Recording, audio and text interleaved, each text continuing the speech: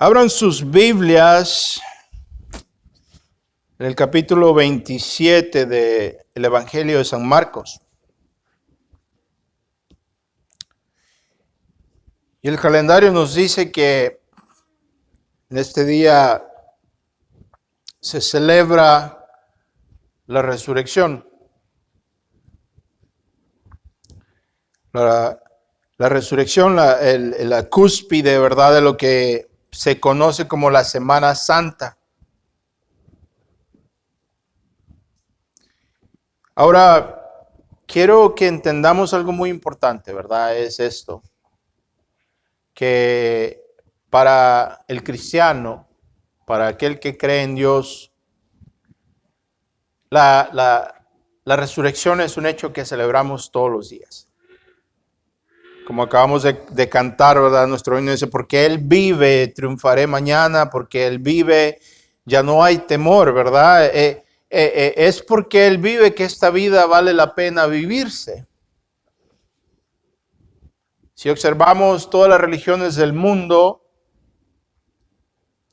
todas tienen algún tipo de escatología, lo que quiere decir es que todas tienen algún sentido, todas tienen algún sentido de salvación o el final del tiempo, ¿no? Todas tienen alguna manera de tratar con el hecho de que en 100 años ninguno de nosotros vamos a estar en esta tierra. Y esa es la realidad.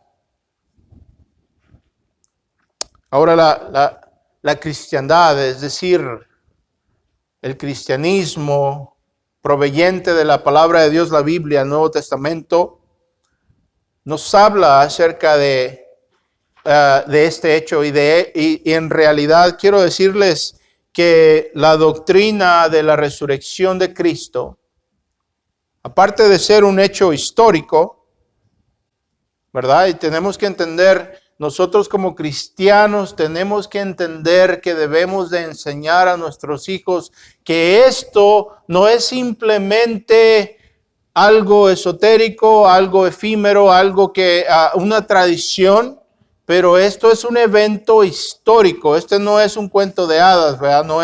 No son las historias de Pepito, ni tampoco es un cuento de hadas, ni una fábula, ni nada de eso. Eso es lo que los sistemas seculares tratan de enseñar a los niños ahora en las escuelas, que vean a la cristiandad y las doctrinas esenciales de la cristiandad como simplemente un mito o una costumbre, ¿no? Como las costumbres de los ancianos, ¿verdad?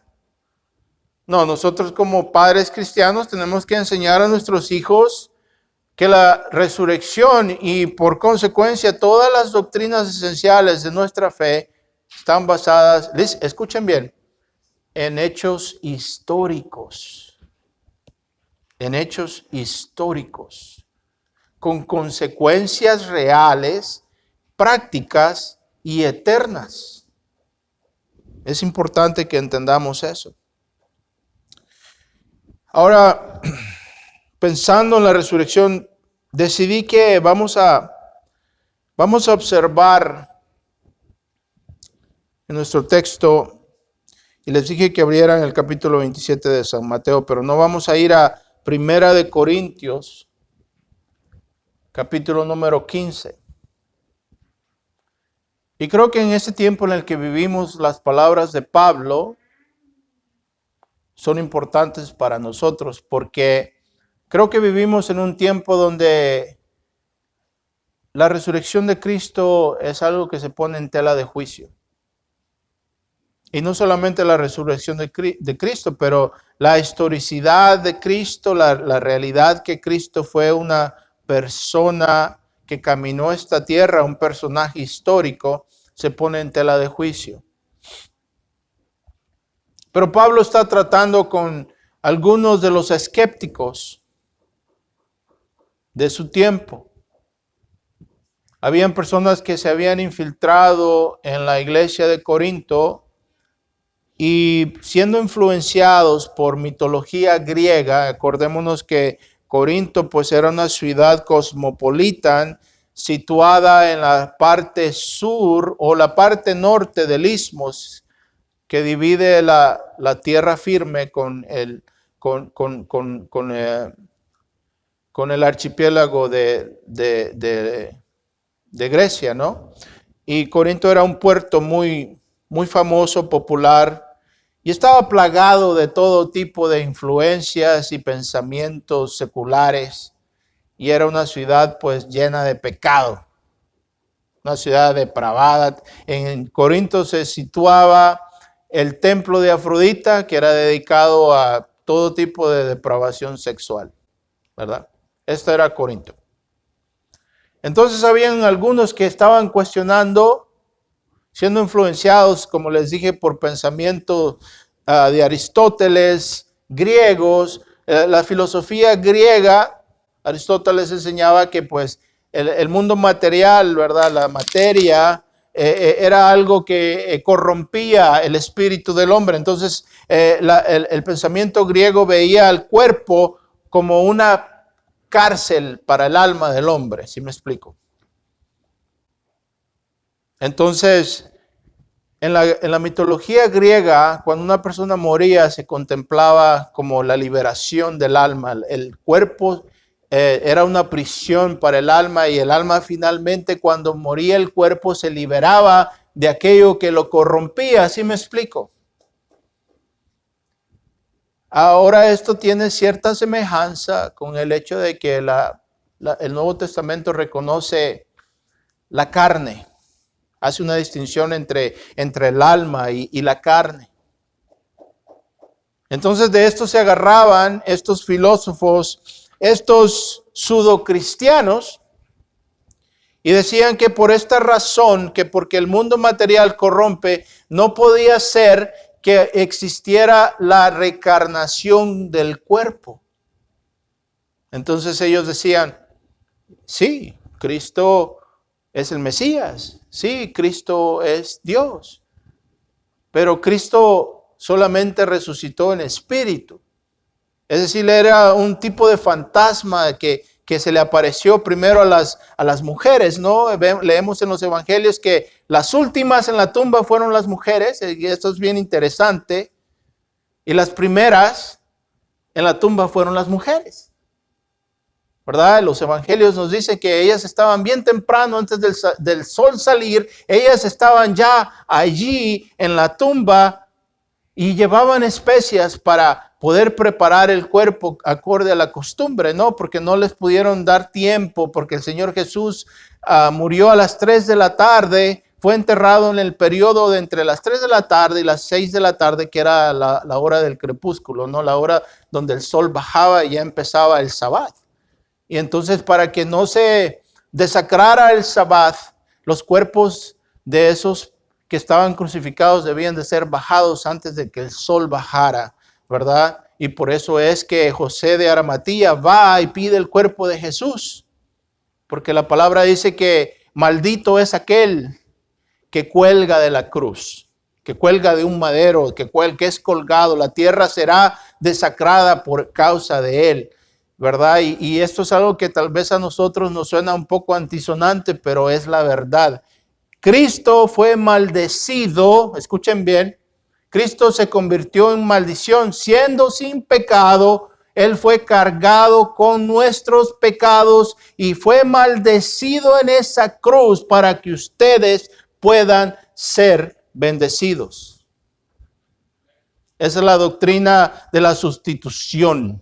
El gran intercambio, ¿no? Cantamos ese himno, el gran intercambio, que Él llevó mi pecado y Él me da la bendición. Entonces vemos que las mujeres estaban listas bien temprano. Me pregunto cómo surgió esa conversación, ¿no? Porque se les había dicho que Él iba a resucitar. Él les dijo muchas veces que Él iba a resucitar de entre los muertos.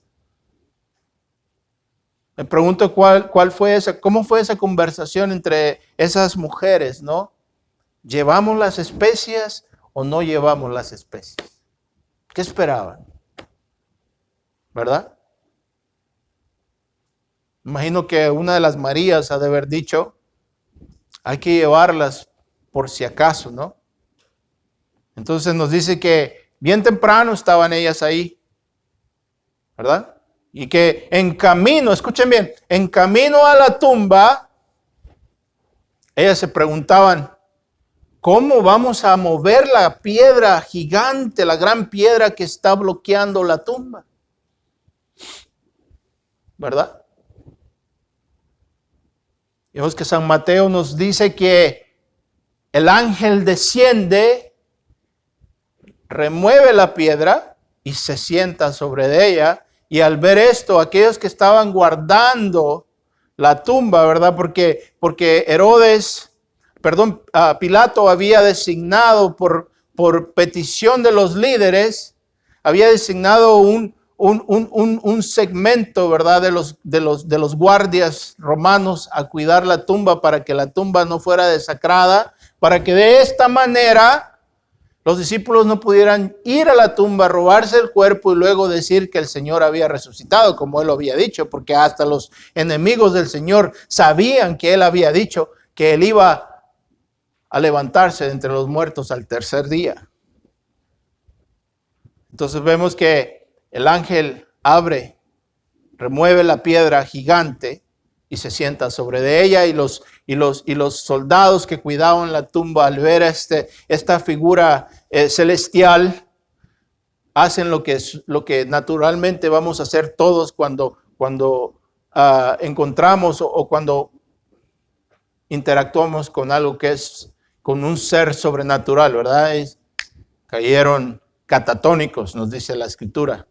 Es decir, se paniquearon y no pudieron moverse. Pero no las mujeres. A ellas el ángel les dijo, no tengan miedo. Yo sé que buscan a Jesús, el que murió, pero Él no está aquí. Resucitado está. ¿Sí me explico? Entonces Pablo, dándoles una respuesta y una defensa del Evangelio, les habla a los Corintios en el capítulo 15, que es nuestro texto de esta mañana. Y vamos a empezar en el versículo 12. Pablo les da 7 preguntas o 7 conclusiones retóricas.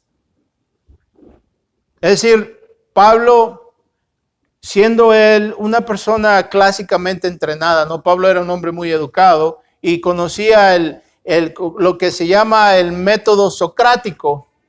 Es decir, que Pablo los engancha en una serie de preguntas para llevarlos a ciertas conclusiones que deben de ser obvias. Entonces Pablo les habla, ¿qué es lo que sucede si negamos la resurrección corporal? ¿Qué es lo que sucede si no hay resurrección? ¿Qué es lo que sucede si Cristo no ha resucitado? ¿Qué es lo que sucede? Les voy a decir una cosa, si Cristo no se levantó de entre los muertos, la verdad, estamos perdiendo nuestro tiempo. Como les dije, mejor nos hubiéramos quedado en la casa.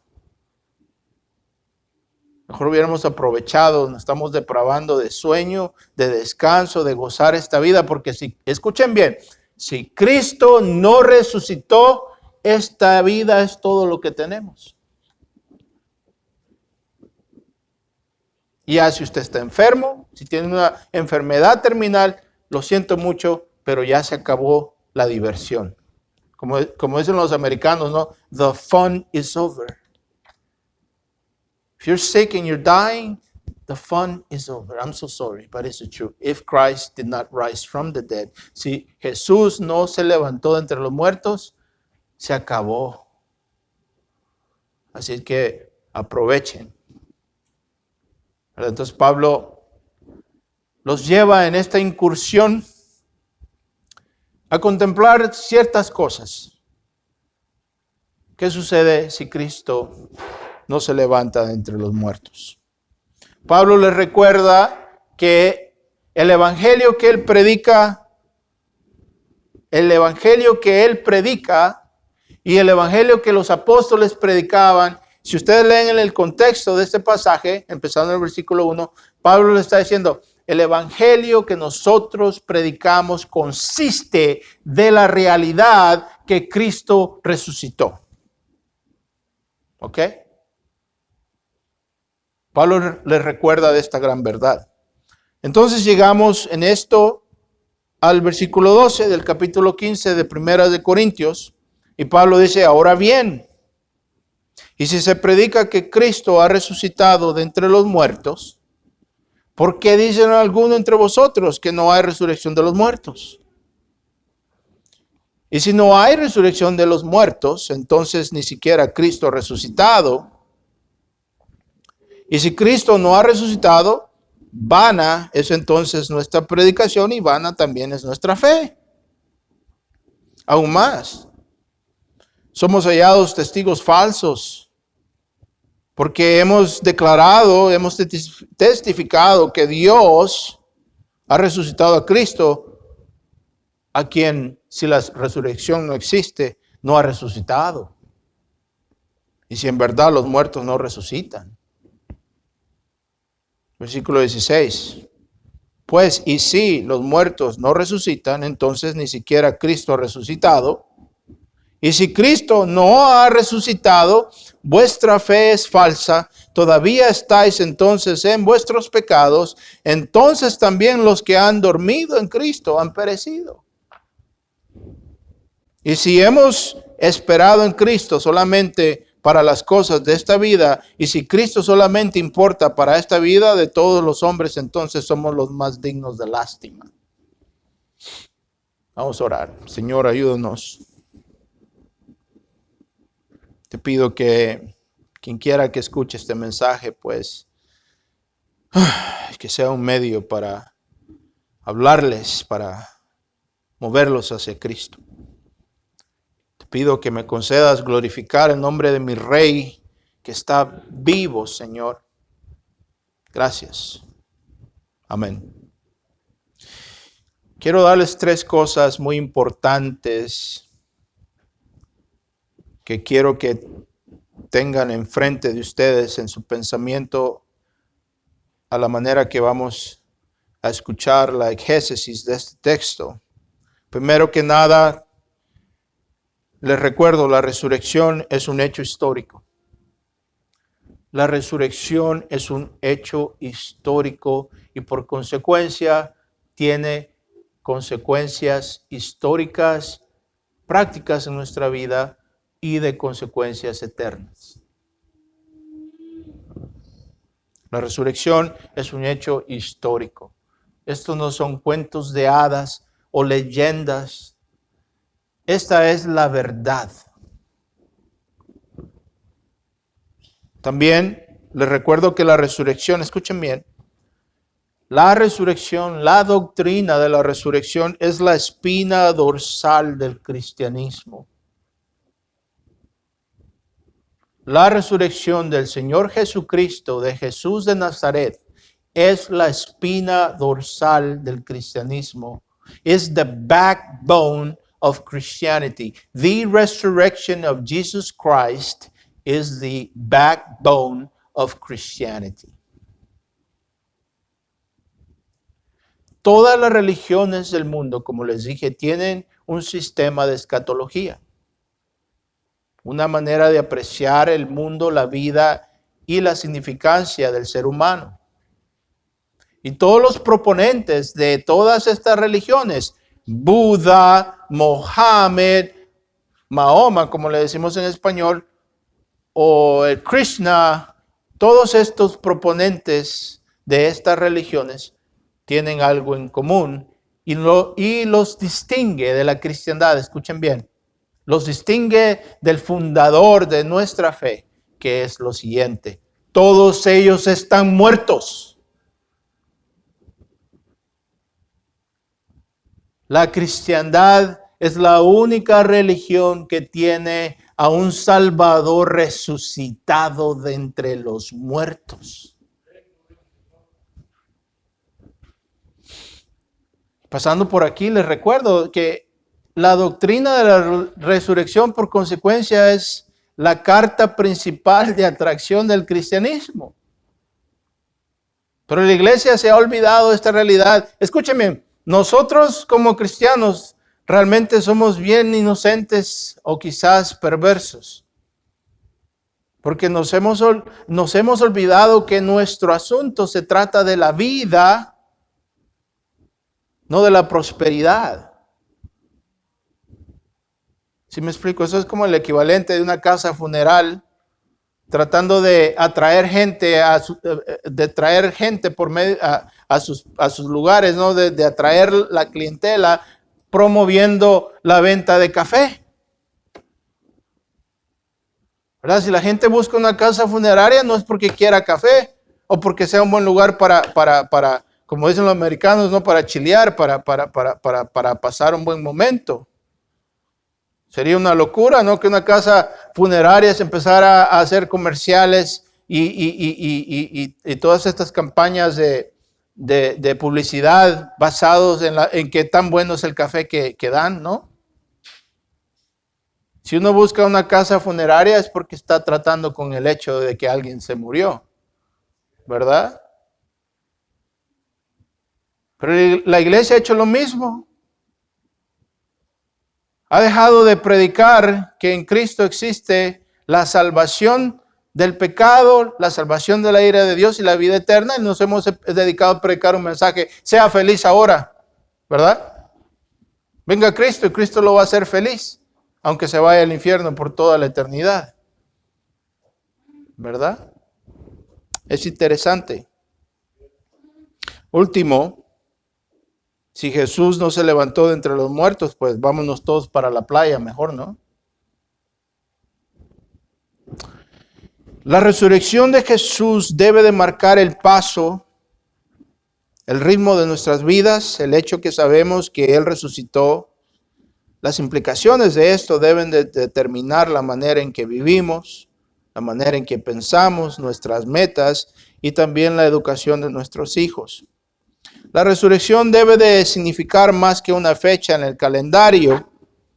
Tiene que ir más allá de dejar de comer carne o juntarse con la familia o emborracharse o ir a la playa. La resurrección marca un punto drástico en la historia del ser humano, aunque muchos pues no lo quieran reconocer. La resurrección marca el principio, escuchen bien, el principio del fin. Nos referimos al fin de este sistema, de esta sociedad secular y de este mundo lleno de pecado y en rebelión en contra de Dios. La resurrección nos impulsa hacia el paso final en la historia de la redención y la historia de la creación de este mundo. Las implicaciones de esto puede que sean ignoradas o menospreciadas, mas sin embargo, escuchen bien, son inescapables, son inevitables. Si realmente entendemos lo que significa que Cristo haya resucitado entre los muertos, por consecuencia tenemos que comprender, ¿verdad? Comprendemos que esto conlleva todo el peso y la certeza de todas las declaraciones que Cristo hizo durante y después de su partida, especialmente con respecto a su segunda venida. Si Cristo se levantó entre los muertos, eso quiere decir que también es verdad que regresará otra vez.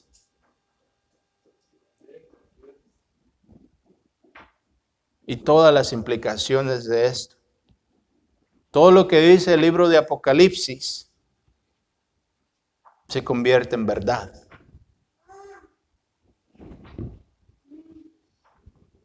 El cristiano debe de vivir entre la resurrección y la segunda venida de Cristo. Nuestra manera de ver la vida debe estar regida por un profundo sentido de anticipación, de eminencia, es decir, Cristo viene, y la urgencia de su segunda venida. Es prudente que nos preguntemos en la luz de la resurrección qué es lo que sigue en la agenda celestial. Esto es lo que Pablo pues está haciendo, ¿no? En su pasaje que hemos visto en esta mañana. Pablo hace estas preguntas y llega hasta a estas conclusiones. Dice, si Cristo no se ha levantado entre los muertos, dice, entonces ni siquiera Cristo ha resucitado, ¿no? ¿Qué significa eso? Entonces, vana es nuestra fe y vana es nuestra predicación y también nuestras esperanzas, ¿no? Como les dije, mejor váyanse a comer algo muy sabroso y una buena tacita de café. Están perdiendo su tiempo si Cristo no ha resucitado. Pablo dice aún más, no solamente eso, estamos mintiendo. Si Cristo no resucitó, somos falsos profetas. Es lo que Pablo dice en el versículo 15. Somos hallados falsos testigos de Dios porque hemos testificado contra Dios que Él resucitó a Cristo si en verdad no resucitó. ¿Verdad? Lo que Pablo está diciendo es que no podemos decir ser cristianos y no creer en la resurrección del cuerpo. Mas, sin embargo, existen grupos gigantescos que dicen ser cristianos y les damos seguimiento. De hecho, les damos les damos una plenitud que no deben de tener. Me refiero a los mormones y a los testigos de Jehová, que se llaman. Ellos niegan la resurrección de Cristo, niegan la deidad de Cristo.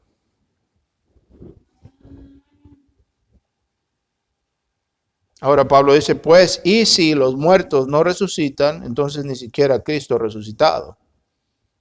Y si Cristo no ha resucitado, pues vuestra fe es falsa, todavía estáis, escuchen bien, todavía estáis en tus pecados.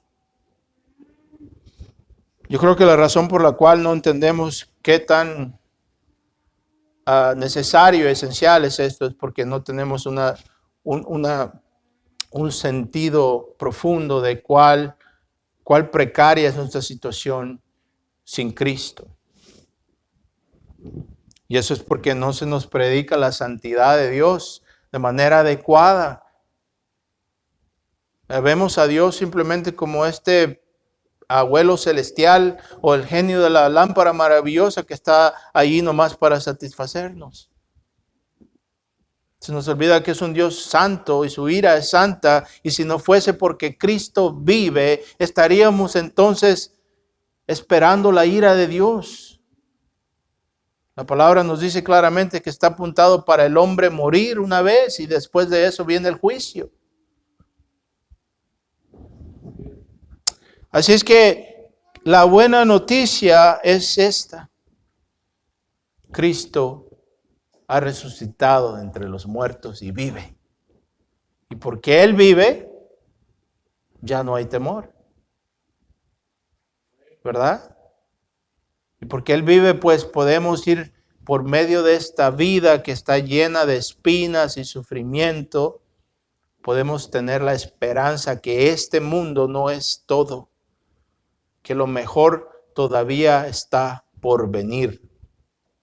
¿Verdad? Como dicen los americanos, the best is yet to come. Así es que de mientras, para terminar, unos pensamientos muy importantes. De mientras el Señor espera que la fe que tenemos en Él nos conlleve a la acción. Se espera que nuestra fe pues nos induzca a vivir una vida que le honre a Él, y eso se refleja en la manera en que llevamos nuestros asuntos maritales, nuestros hogares, y en la manera en que educamos a nuestros hijos. No todos somos llamados a ir como misioneros a África o otros países, ¿no? Pero todos somos llamados a hacer el medio, el conducto del Evangelio de una manera o de otra, y a ser partícipes en la vida vital de nuestra iglesia, de la iglesia de Cristo. Es decir, tenemos que parar de pensar acerca de nuestra membresía en una iglesia como si fuera un club social, ¿no? Si estamos y somos miembros del cuerpo de Cristo, tenemos entonces que estar activos en el cuerpo de Cristo.